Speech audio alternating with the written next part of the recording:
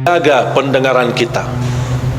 Banyak isu fitnah macam-macam yang kita dengar dari lingkungan, gosip, fitnah. Ada orang membawa berita yang membuat kita sakit hati. Dah usah dengar. Dah usah dengar.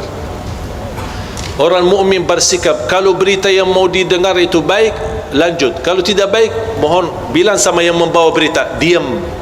Diam loh, saya dah mau dengar. Saya dah mau tahu. Biarpun ada orang membawa fitnah, saya sering didatangin, ada si kiai ini, si ustaz ini, dia suka mau sebutkan nama antum, menjelekkan antum. Saya bilang diam, saya dah mau tahu. Dan ana ingin kasih tahu supaya kamu berhati-hati. Saya tak perlu berhati-hati sama manusia. Saya berhati-hati sama Allah supaya jangan kena siksa Allah Subhanahu wa taala. Istiqamah beribadah. Saya tak peduli apa yang diucapkan oleh manusia. Tak usah pedulikan, tak usah dengar. Supaya apa? Supaya besok ketemu semua orang dengan hati yang bersih. Tidak ada satupun kita sakit hati sama orang, siapapun dia. Mau dia ustaz, mau dia pejabat, mau dia tetangga, mau dia sahabat. Coba kira-kira perasaan, kita kan manusia. Tak ada yang bisa menjaminkan hatinya. Kalau anda besok mendengar fitnah dibawa oleh temanmu sendiri atau tetanggamu, kira-kira besok anda mau salaman sama dia? Biarpun anda berkenan salaman, kira-kira hatinya bersih atau sakit hati? Rasul sallallahu alaihi wasallam sendiri pernah berkata, melarang sahabatnya, jangan ada di antara kalian yang membawa keburukan cerita terhadap sahabatku yang lain, karena saya ingin bertemu dengan sahabatku dengan hati yang bersih.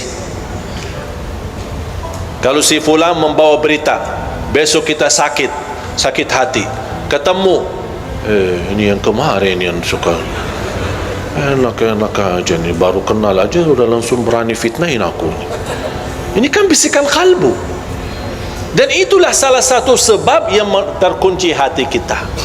Makanya fantas kehilangan khusyuk, karena ini perasaan. Makanya tidak usah berduli. Dan saya belajar, orang yang ikhlas dipuji, dihina sama saja. Saya ulang lagi, mudah-mudahan bisa difikirkan.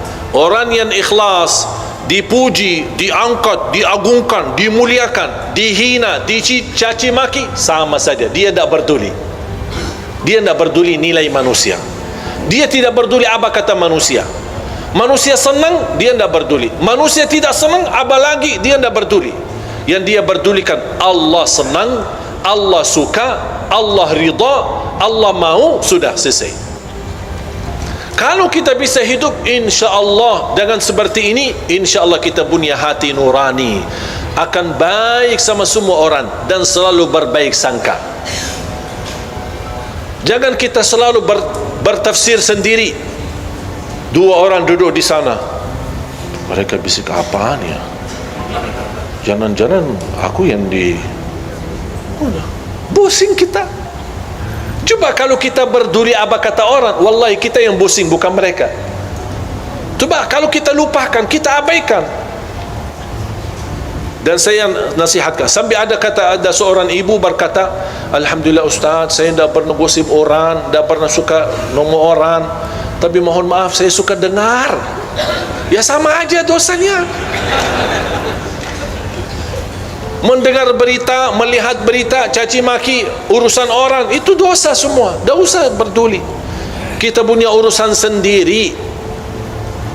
Dan selalu kita hidup dengan baik sangka. Walaupun anda melihat kawanmu yang suka di masjid, tiba-tiba masuk ke tempat maksiat, jangan anda su'uzzan. Kita tidak tahu apa yang terjadi.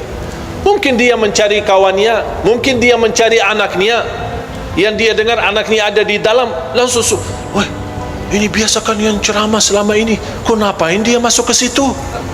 Langsung kita pakai tafsir sendiri, disertai dengan godaan syaitan, bertambah fitnah. Begitu kita dengar berita huwak yang tidak ada asalnya dan tidak ada dasarnya, oh ya betul-betul, saya kemarin lihat dia masuk ke tempat maksiat, bertambah buruk kita, bertambah beredar fitnah sana sini, dan kita membawa dosanya sampai hari kiamat. Hati-hati jamaah sekalian. Makanya tutupi pandangannya, hanya yang kita lihat tempat kebaikan, tempat masjid, majlis ta'lim, lihat Al-Quran, supaya Allah Subhanahu Wa Taala selalu membersihkan pandangan kita dari segala hal-hal yang tidak kesengajaan kita lihatnya. Insya Allah terhapus dosanya gara-gara kita sering melihat.